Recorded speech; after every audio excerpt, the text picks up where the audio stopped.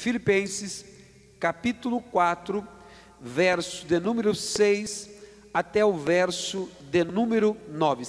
Nós vamos falar hoje sobre ansiedade. Esse é um tema muito bem falado nesses dias. Nós queremos falar. Fique de pé, vamos juntos. Quero que você acompanhe comigo. Vou fazer a leitura e você acompanhe aí junto comigo essa leitura nesta noite. Eu vou ler e os irmãos acompanham aí ouvindo esta palavra. Capítulo 4, versículo de número 6. Assim está escrito: não andeis ansiosos não estejais inquietos por coisa alguma, antes as vossas petições sejam em tudo conhecidas diante de Deus, pela oração e súplica, com ação de graças, e a paz de Deus, que excede todo entendimento, guardará os vossos corações e os vossos sentimentos em Cristo Jesus.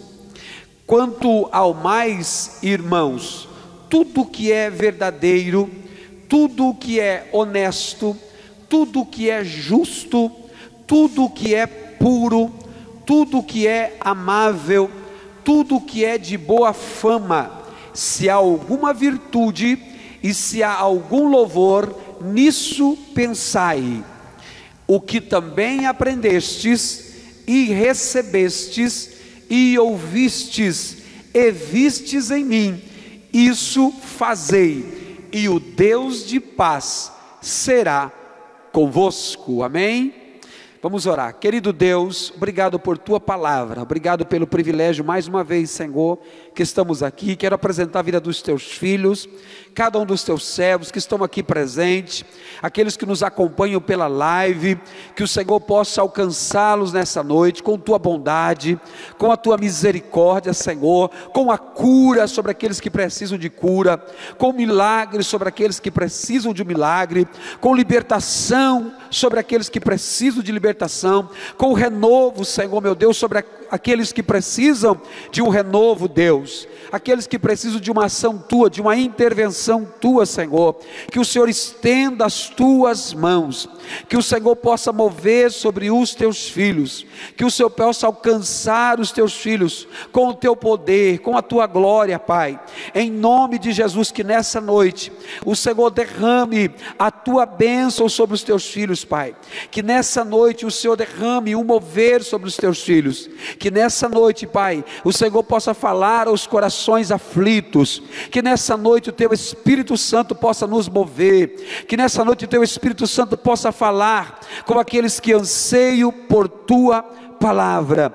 Pai, em nome de Jesus, nós queremos pedir que o Senhor se mova sobre nós, nós queremos pedir que o Senhor esteja nessa noite movendo, Senhor, os corações, movendo as nossas vidas, Pai, movendo o nosso ser, em nome de Jesus. Pai, nós cremos no poder que é na oração, nós cremos na ação do teu Espírito, nós cremos naquilo que o Senhor está fazendo no meio do teu povo, Senhor. Entregamos tudo em tuas mãos, orando em nome de Jesus, amém e amém. Glórias a Deus. Estamos na presença de Deus. Quero partilhar com vocês deste tema. Nós vamos discorrer um pouquinho nesse texto, Filipenses, capítulo de número 4. Nós temos aí uma palavra muito importante, e eu propus isso, divulguei, durante o dia, de estar falando um pouquinho sobre esse tema, porque entendo que era importante. Apesar de muitos dizerem que a ansiedade é a doença, do século, nós vamos observar que Jesus falou sobre a ansiedade. E Paulo também, ao escrever aos Filipenses, vai falar também acerca da ansiedade. E é óbvio que eu não quero aqui, de forma generalizada, dizer que vou tratar aqui ou trazer aqui todos os tipos de ansiedade, mas eu entendo que se a Bíblia traz esse tema, ela é no mínimo um tema espiritual.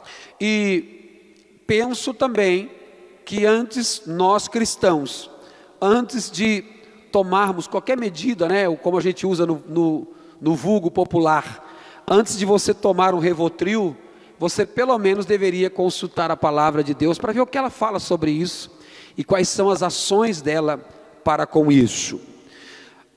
Esse capítulo 4 de Filipenses, esse tema, né, a ansiedade, a gente observa, e é importante eu dizer e falar isso, nós temos visto muitos cristãos, muitos crentes, muitos servos do Senhor, e esse talvez seja a chave desse texto, que tem perdido a principal característica, na minha opinião, a principal característica, até porque a paz, nós vamos falar sobre isso aqui, ela é uma das manifestações do fruto do Espírito, que é o amor, e é quase que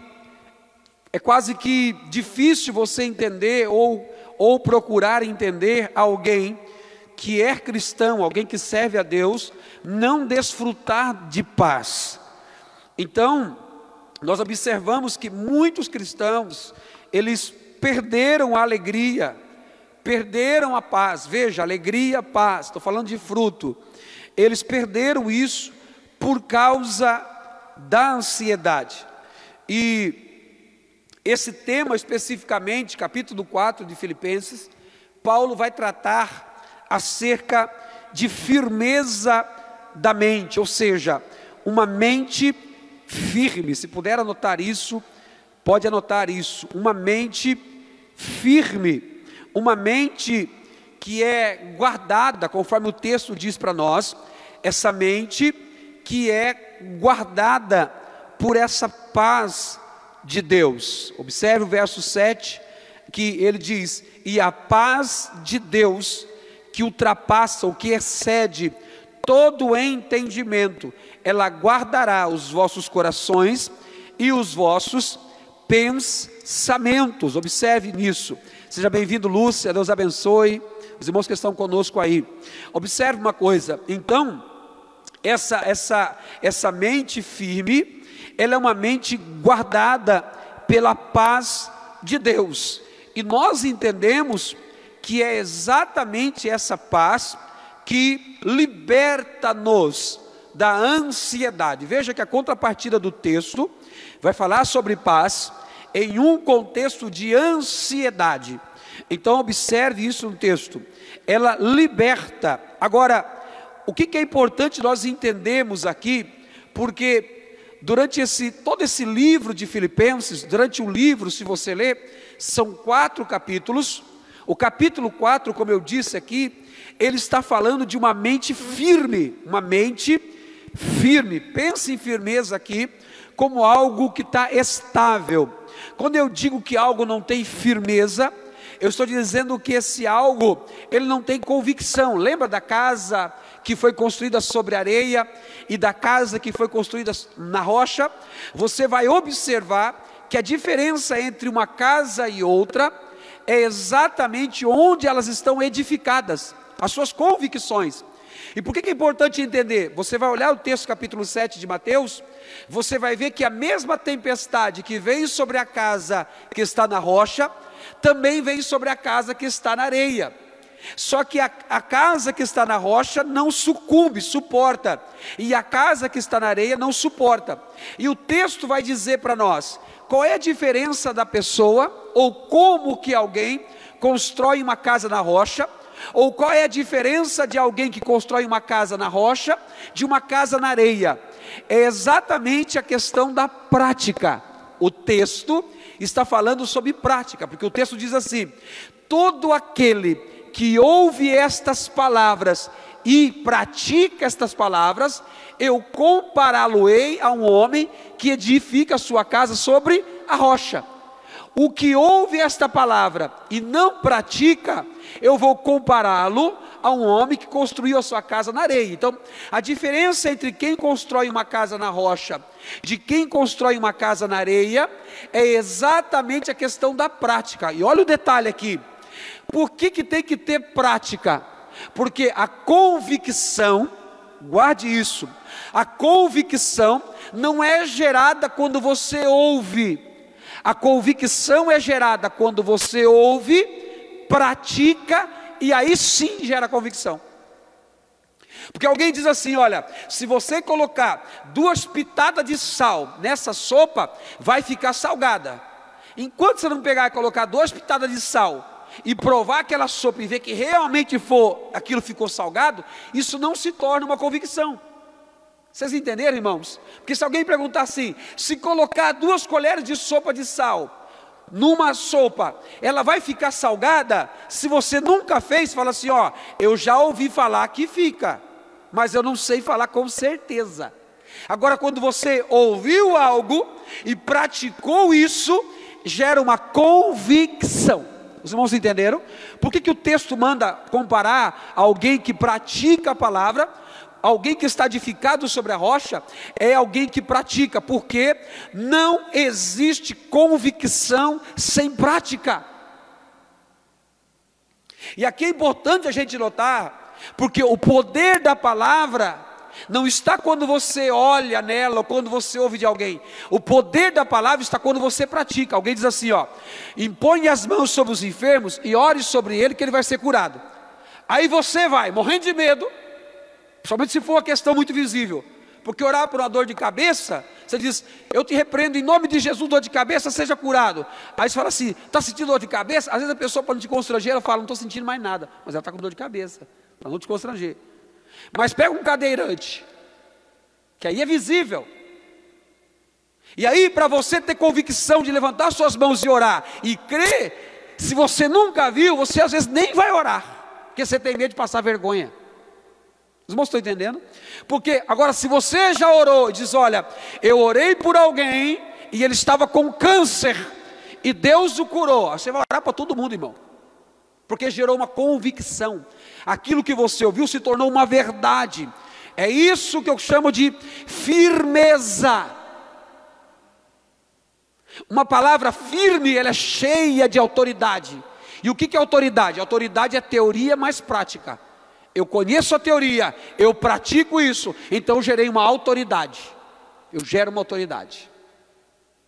Então observe uma coisa: no capítulo 4 nós temos uma mente firme, uma mente firme. Só que escute uma coisa: durante os 3 capítulos anteriores, capítulo 1 de Filipenses, capítulo 2, capítulo 3, está tratando acerca dessas mentes. Então no capítulo 1, você tem uma mente submissa. Uma mente submissa. No capítulo 2, você tem uma mente que ela é, no capítulo 1 é uma mente sincera. No capítulo 2 ela é submissa. E no capítulo 3 ela é espiritual. Sincera, submissa, espiritual. Então, antes de Paulo tratar acerca de uma mente firme, ele vai tratar sobre uma mente que é sincera, uma mente que é submissa e uma mente que é espiritual. Ou seja, não tem como ter uma mente firme se eu não tenho uma mente sincera, submissa e espiritual. Isso aqui é uma sequência. Porque às vezes a gente ora assim: olha, eu li o capítulo 4, pastor, eu segui as orientações do capítulo 4 e não funcionou. Só que o livro, a Bíblia é um livro que completa, nós temos uma mensagem completa aqui. Então essa mente que ela é sincera, submissa e espiritual, aí sim nós vamos poder reivindicar o que está no capítulo 4.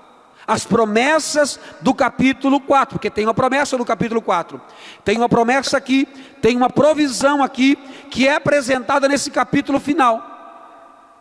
Só que você não consegue desfrutar desta promessa e dessa bênção do capítulo 4, sem que você passe pelo capítulo 1, capítulo 2, capítulo 3. Sem que você tenha uma mente sincera, sem que você tenha uma mente que seja submissa, sem que você tenha uma mente que seja espiritual. E aí sim você tem uma recompensa. Estamos encerrando no capítulo 4. Então observe uma coisa aqui importante, que você precisa saber, é que as coisas de Deus, as recompensas de Deus, as promessas de Deus, as coisas que você vive em Deus, elas são resultados de uma vida dinâmica em Deus. É por isso que a maioria não colhe, não desfruta. Poxa, mas fulano é crente e não tem paz. Fulano é crente e vive ansioso, vive perturbado. Por que é importante nós entendermos aqui, irmãos? Eu quero colocar duas palavras para vocês, que é importante que você distingue a diferença entre dúvida e incredulidade.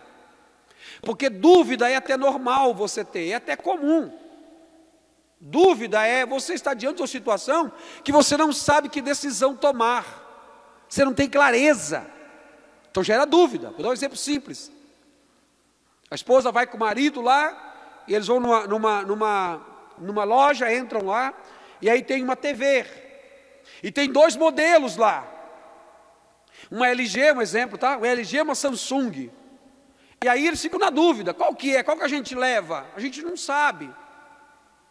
Só que preste atenção, aí vem alguém e apresenta o conteúdo, apresenta o que é melhor, vamos supor, tá? Vamos supor que a Samsung é melhor, por todos os motivos, os argumentos que foram colocados, ela entende que é melhor. Você sabe que é melhor, você sabe que é bom, só que você não acredita naquilo que foi falado. Então isso é incredulidade. Então dúvida você ter dúvida é comum. Agora incredulidade é uma descrença deliberada. Eu não quero acreditar. Por isso que a dúvida não. A dúvida faz você não avançar. O que duvida é como a onda do mar, não avança. Mas a incredulidade é pecado. Porque ela combate a fé. Porque você está dizendo assim, nós vamos avançar. Aí o marido, a esposa, o amigo diz, não vai dar certo. E aí aquilo entra na sua mente. Lembra do deserto?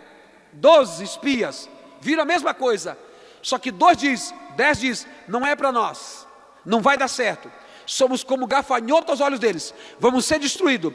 Fomos trazidos para esse deserto para morrer aqui. 2 se levantam, ela, não, Deus disse que já é nossa. Não caiam nessa fala. 2, Deus entregou nas nossas mãos. Foi Deus que nos tirou. Convicção, firmeza, convicção, certeza. Por isso que tem que ter convicção. Porque na hora de avançar, se você tem dúvida, a incredulidade, não acreditar, ele diz assim, Deus falou para a gente que a terra é nossa. Deus falou que a terra mana leite e mel. Deus não falou que seria fácil.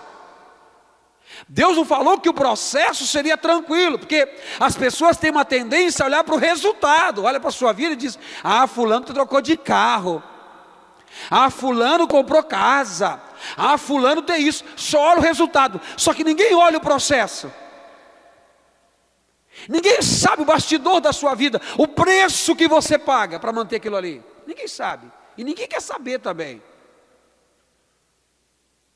Ninguém quer saber. Ninguém está nem aí.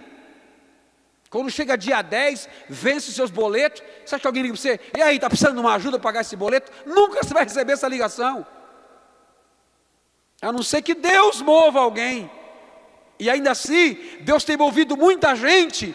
E o que é que a gente tem hoje? Um contexto de crentes, não são incrédulos, não, egoístas, só pensam nele. Ainda que Deus fale, os corações duros não obedecem. Ainda que Deus fale, não tem condição de agir, porque a pessoa é tão egoísta, que gastou tanto com ela, que ela não tem nem como ajudar ninguém. A prática da generosidade não existe, porque a pessoa só pensa nela, ela está toda endividada. Como é que alguém endividado vai ajudar alguém, irmão? E não é por falta de dinheiro, não. Engana-se quem pensa que o problema é dinheiro, o problema é gestão. O problema é que da sua casa tem 2 caixas, nenhuma empresa tem 2 caixas, não dá certo 2 caixas numa empresa. Como é que vai dar certo da sua família?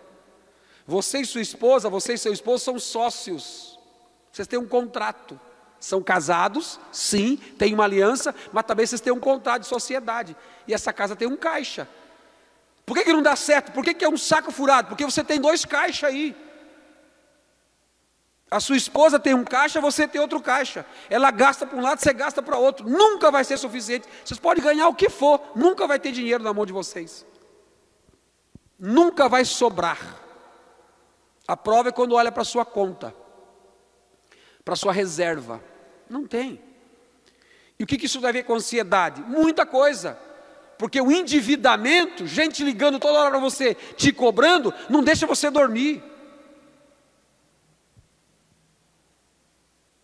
Então as convicções, a certeza de decisões certas são importantes. O problema é que nós não estamos vivendo princípios bíblicos, e a gente cobra de Deus promessa. A gente quer ter paz, a gente quer ter alegria, só que a gente está quebrando princípios. Não vai ter paz, não vai ter alegria, se você quebrar princípios. Não existe as promessas do capítulo 4, se você não tem uma mente sincera, se você não tem uma mente submissa, se você não tem uma mente espiritual. Não tem capítulo 4, se não tiver capítulo 1, 2 e 3, não tem capítulo 4, não tem. O que é que tem? Tem ansiedade. Pastor, resolva meu problema financeiro. Chega na sua casa, sente com o seu esposo, com a sua esposa, diz: a partir de hoje nós vamos ter só um caixa nessa casa. Eu tenho certeza, sem medo de errar, 90% do seu problema financeiro vai ser resolvido. Não é ganhar mais, porque quando você ganhava 100 já não dava. Hoje você ganha 10 mil, continua não dando. E se der 20 mil, aí que você vai se arrebentar mesmo. Porque quem é ruim com 100 reais na mão, imagine com 10 mil, irmão. Quem não consegue administrar 100 reais na mão, se endivida com 100 reais. Imagine se você colocar 10 mil na mão dele, ele vai se matar, irmão. Ele vai achar que ele é rico e vai sair se endividando por aí. Vai pedir um cartão sem limite logo, já vai comprar um carro de parcela de 5 mil reais. Ele não vai querer andar de carro simples, ele quer popular, não. Ele vai querer andar logo de BMW. Aí que alguém encostar no retrovisor da BMW dele, ele já faliu, irmão. Quebrou o seu retrovisor da sua BMW, já faliu, você ganha 10 mil reais. Não vou nem longe. Só do seguro já acabou com o seu salário. Então você tem que ser princípio. Princípio. Eu estou falando para vocês de princípio. O que você está falando, pastor? Capítulo 12. Estou querendo entrar no texto, mas Deus está me levando nisso aqui. Estou falando que tem pessoas com problemas seríssimos no financeiro. E eu quero te dar essa lição simples aqui, simples. Eu vou te dar uma dica simples para você arrumar a sua vida financeira. Não vou pregar teologia da prosperidade, não. Para você. Glória a Deus. Olha isso aqui, ó.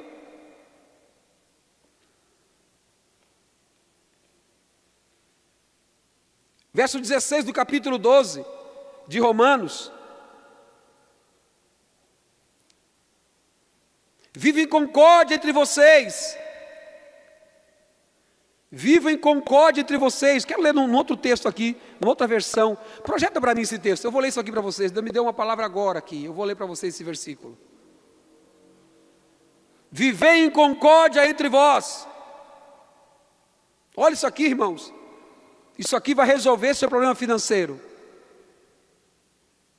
Vou falar para você que é casado, porque o financeiro tem afetado a vida de muita gente. Afetado a vida de muita gente. Capítulo 12, o verso 16. Romanos 12, 16. Olha esse texto. Olha esse texto, verso 16. Está escrito assim. 12, 16. Sede unânimes entre vós. Sede unânimes entre vós. Pega essa palavra para você que é um casal, para você que é casado. Sede unânime entre vós, seja o único só. Vive em concórdia, concorde você com o seu marido, conversem. Seja um só. Acaba com esses dois caixas. Acaba com essa coisa de esconder o que um gasta, outro gasta. Ele tem que saber o que você gasta, mulher. Ela tem que saber o que você gasta, marido. Sede unânime entre vós. Olha agora aqui, ó. Não ambicionei coisas altivas, coisas altas. Não ambicioneis coisas altas, mas acomodai-vos com as humildes. O problema da sua vida financeira que leva à ansiedade é que você não está cumprindo o princípio bíblico básico. Você fica querendo só as coisas altivas, as coisas altas, mas olha o conselho: mas acomodai-vos com as humildes. Não sejais sábios em vós mesmos. Então nós temos um problema para ser tratado aqui. Quando a gente não vive os princípios bíblicos, nós temos um problema sério. A ansiedade bate na porta. Por quê? Preste bem atenção. Quando você contrai uma dívida,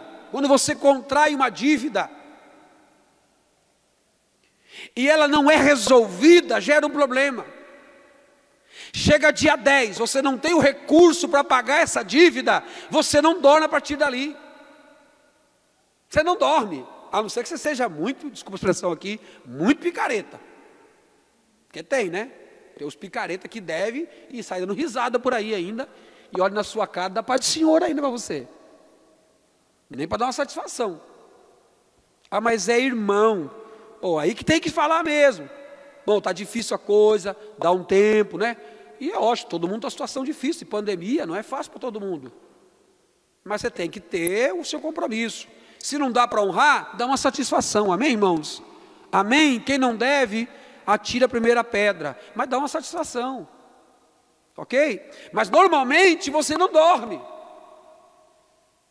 Minha mãe, irmãos, minha mãe é uma mulher, deu nesse negócio. Minha mãe estava no UPA, deu positivo o Covid dela, ela preocupada com o dízimo. Eu tenho que voltar para cá para dar o dízimo, minha mãe. O dízimo, hein?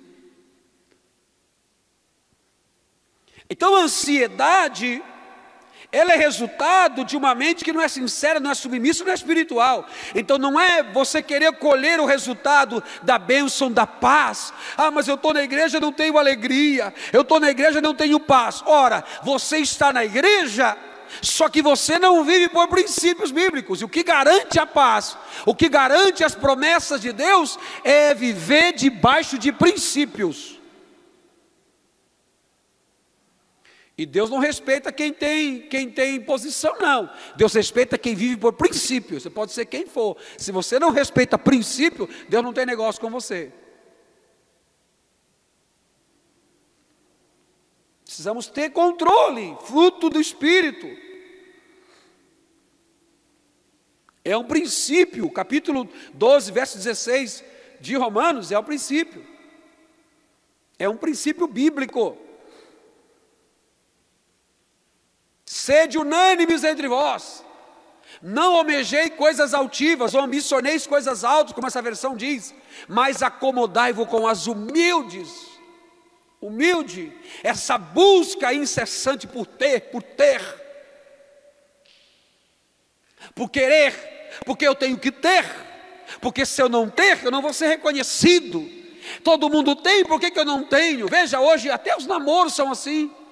A jovem chega para o pai e para a mãe e diz assim, ou o jovem diz, mãe, eu tenho que namorar. Por que você tem que namorar? Porque está todo mundo namorando. Poxa.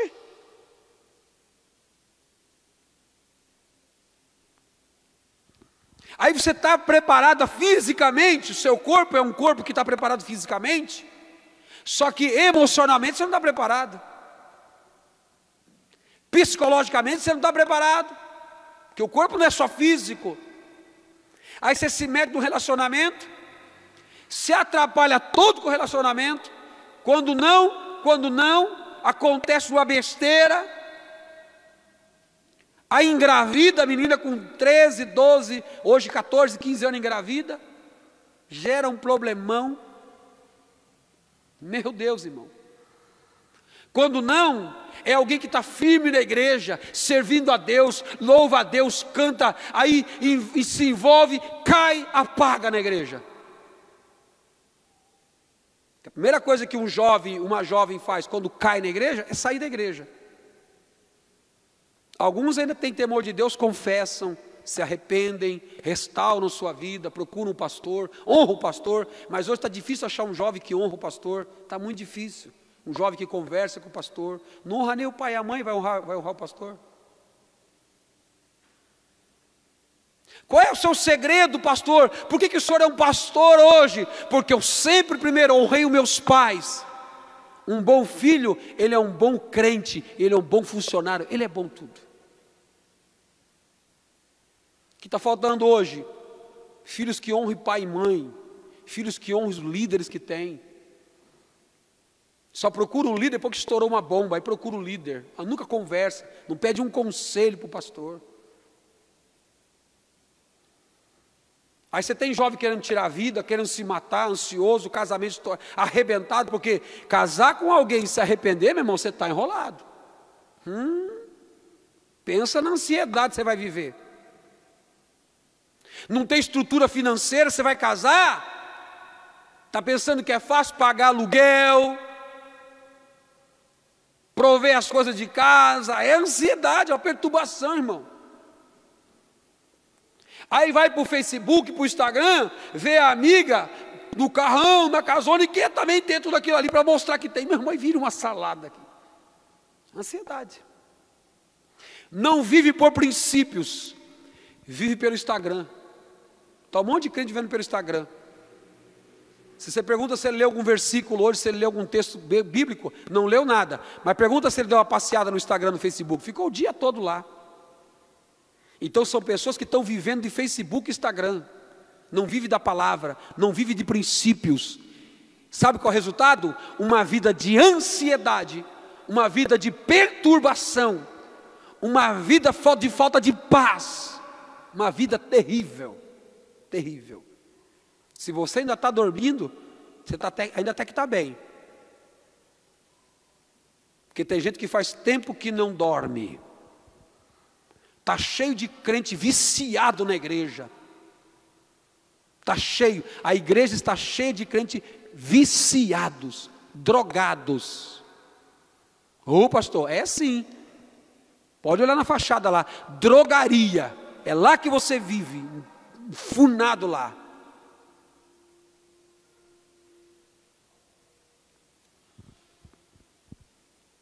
Não entramos no texto ainda, viu, crente? Eu vou bem tranquilo aqui. Eu quero falar sobre uma mente firme, que é o capítulo 4. Uma mente firme. Só que não dá para reivindicar, vou dizer novamente, não dá para reivindicar as promessas do capítulo 4. Quais são as promessas? Alegria e paz, é o que está aqui. Não dá, sem que antes você tenha uma mente sincera, uma mente submissa, uma mente espiritual. Amém, Manquela, é isso mesmo. Uma vida, sinceridade, submissão, espiritualidade, tem que fazer parte da vida do servo de Deus. É isso mesmo. Pegou aí. Pastor, o que é essa tal de ansiedade? Se você quiser anotar, essa ansiedade ela é uma angústia. Do latim ela significa consumir-se. No latim ela significa consumir-se. Por quê? Porque sem dúvida, irmãos, a ansiedade, anota aí, a palavra ansiedade, o que é ansiedade, pastor? Ansiedade é da palavra angústia, vem do latim, significa consumir-se, e sem dúvida, essa angústia aqui, ela consome a pessoa, não só fisicamente, mas fisicamente, emocionalmente e espiritualmente. Esses três aspectos são afetados pela pessoa que está debaixo de ansiedade. O significado literal aqui, desse termo bíblico aqui, é preocupar-se, angustiar-se, significa ser dividido à força. A ideia de ansiedade bíblica, preste bem atenção nisso aqui, é dividido à força. Imagine que você está aqui, vem uma coisa e pega você aqui, ó, rasga você para cá, vem outro, rasga para cá, puxa a sua perna, puxa, você está dividido. Essa é a ideia de ansiedade. É alguém que está dividido à força. Preocupar-se, angustiar-se, ser dividido à força. E é exatamente isso que a pessoa sente quando ela está com ansiedade. Filho de um lado, família de outro, dívida do outro, casamento do outro, trabalho de outro. Ela vive assim, ela fica angustiada. Todos os lados, futuro, passado, mãe, pai, filho, tio, tudo, a pessoa está dividida. Então existem pensamentos e sentimentos em direções diferentes que vão dividir você. A sua mente está em vários lugares, os seus sentimentos, porque um pensamento ruim gera um sentimento ruim. Pode ver quando você está nervoso. O dia que você estiver nervoso, pega um espelho e bota na sua cara para você ver como é que está a sua cara. Quando o Caim está bravo com Abel, Deus chega e diz: por que descaíste o teu semblante, Caim? Porque o coração dele estava com ira. Então quando você está, a primeira coisa que é seu semblante, fecha seu semblante, afeta no físico. Você pensa, agora eu vou dar um tapa. Aquele pensamento, às vezes com o filho, você vai dar uma lição no seu filho, sua face muda. O pensamento gera um sentimento, uma vontade de extravasar. E se você não tem o Espírito Santo que conduz você e não faz você, respirar, você faz besteira. E quanta gente que já fez besteira, às vezes no trânsito, bate o carro, irmão, meu Deus. E aí você vai cheio da razão, porque a sua face muda. Quem olha para você e conhece você no dia a dia, sabe que você é crente, sabe, ele fica apavorado, diz: meu Deus, você viu a cara do pastor? Ele está virado. Por quê? Porque um pensamento ruim gera um sentimento ruim. Então eu não posso passar isso. Preste bem atenção. Você pode ter uma sensação de ira, muitas vezes. Ireis, mas não pequeis. A Bíblia diz que você ira. O fato de você se irar não quer dizer que você peca. Peca se você der lugar à ira. Não deis lugar à ira. Você não pode dar lugar à ira. Mas ficar irado você fica nervoso. Isso tudo. Se você for um temperamento sanguíneo, você fica nervoso toda hora. Você é sanguíneo, é seu temperamento. O que o Espírito Santo faz? Ele controla você, domínio próprio. Quanto mais você se enche de Deus, mais o Espírito Santo transborda em você, mais ele conduz você. Mas você não deixa de ser você. O problema não é você se irar ou ter sensação. O problema é você permanecer nisso. Você ficar muito tempo pensando algo ruim, você vai gerar sentimentos ruins, e isso vai afetando sua vida física, emocional e espiritual. Amém? Os irmãos estão entendendo? Permanecer em estado de... É isso mesmo, você fica aprisionado. Fica uma angústia. Essa angústia, ela é resultado, preste bem atenção, de um pensamento e de um sentimento que eles vão seguindo em direções distintas. E eles nos dividem à força. É algo incontrolável. Então você tem um problema, e normalmente quando fala problema, preste atenção, é normal ter problema, sim ou não? Normal. O problema é quando não tem solução para o problema. Essa é a questão. A conta não bate. Porque quando a conta bate e fechou, não sei se você lembra, quarta série começa a surgir os problemas, né? Matemática, e você não consegue achar o resultado. Não consegue resolver. Enquanto não fecha aquela conta, você não consegue dormir. Enquanto não bate, você fica sabendo de algo e começa a gerar uma especulação dentro de você, um pensamento. Aí você diz assim: mas por que isso? Por que aquilo? Aí você começa a lidar aquilo ali. Por que disso? Por que daquilo? Não bate. Por que a depressão é muito forte quando você perde alguém? Quando você está em luto? Porque não bate. Você começa a perguntar e não tem resposta. Aquilo te perturba. Por que te aflige só minha alma? Por que te perturba dentro de mim? Porque começa a fazer questionamento. Por que disso? Por que daquilo? Vai gerando uma angústia, porque não bate a conta, não fecha. Por que eu fui fazer isso? Passado é um problema seríssimo. Você faz uma coisa errada no passado, você diz, por que eu fui fazer? Vou ser bem simplista. Você compra algo e se arrepende de ter comprado.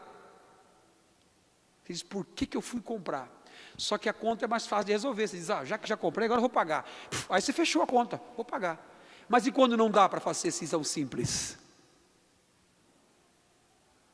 E quando o que você fez gera arrependimento, só que não tem uma solução? Então observe isso aqui. Essa mente, ela começa a pensar acerca dos problemas, e os sentimentos são decorrentes disso. Como consequência, eu penso no problema, o sentimento reage, porque a sua mente é intelecto, desejos e vontade, os seus sentimentos estão aqui. E automaticamente esses sentimentos, eles vão como esmagando o seu coração, sufocando você, estrangulando você. Isso aqui é muito forte, irmãos. Eu preciso falar sobre o problema, depois eu quero falar sobre a solução desse problema, mas eu preciso falar, mesmo que eu não termine hoje, o tempo já foi praticamente, já não tem mais tempo, nós vamos orar, vamos ofertar, mas eu quero pelo menos falar do problema hoje, e na quinta que vem eu falo sobre a solução desse problema. Como é que a gente lida com isso? Qual é o remédio bíblico? Não só o remédio, mas como é que eu uso esse remédio? Porque a gente sabe o remédio, a gente até conhece, o problema é que a gente não sabe como usar. Se você pegar um remédio e não ler bula, você tem um problema seríssimo. É um antibiótico, mas tome um hoje, tome um semana que vem, depois outro mês que vem, para ver se ele faz resultado. Não tome os 5 dias na sequência para você ver, nos horários, 12 por 12, a bula coloca exatamente.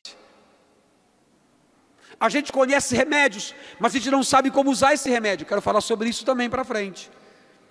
Então preste atenção, esses sentimentos decorrentes desses pensamentos, eles vão deprimir o coração, e isso cria-se um círculo vicioso que vai destruindo as suas emoções. Ele vai destruindo as suas emoções. Não sei se você já conversou, já esteve com alguém que é muito ansioso. Ele não tem controle das emoções. E não adianta você falar. Ele não tem controle. Ele fica na ansiedade e ele não controla. As emoções, elas já estão vivendo. Isso aqui não é, irmão, isso aqui, preste bem atenção, isso aqui não é assim, estou ansioso agora não estou mais, agora estou de novo. Não é isso. Isso aqui vem de uma sobrecarga. Isso aqui vem de um estresse. A palavra estresse é usada na engenharia, é aquilo que é usado nas pontes, o peso das pontes para suportar.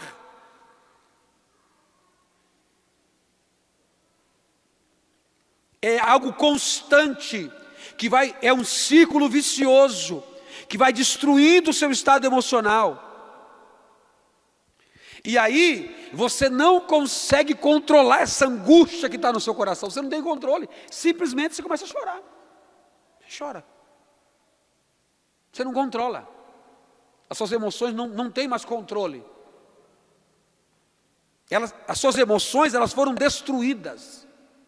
Seu estado emocional, quando você vê alguém que está descontrolado, que não, recentemente eu até vi, vocês viram, vocês acompanharam isso aí nas redes sociais, que a mulher pegando e blá, quebrando tudo no shopping, blá, blá, blá, não tem controle.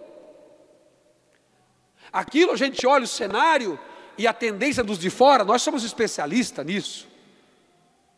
Se tem uma coisa que tem, e na igreja está cheio também, é o juiz, irmão. O que tem de juiz na igreja, o que tem de gente perfeita é a igreja. Porque olha o cenário, os crentes já vão tudo assim, ó, julgar a pessoa. E ai de um crente que entrar e falar assim, não julgue, aí os outros massacram aquele lá, também, vai todo mundo para o saco. Então você olha o contexto ali, e vê aquela pessoa quebrando tudo, e diz assim, essa pessoa, só que você não sabe a história, você não sabe o que está acarretando, o contexto que nós estamos vivendo hoje. Do que leva, a carga emocional que está sobre algumas pessoas.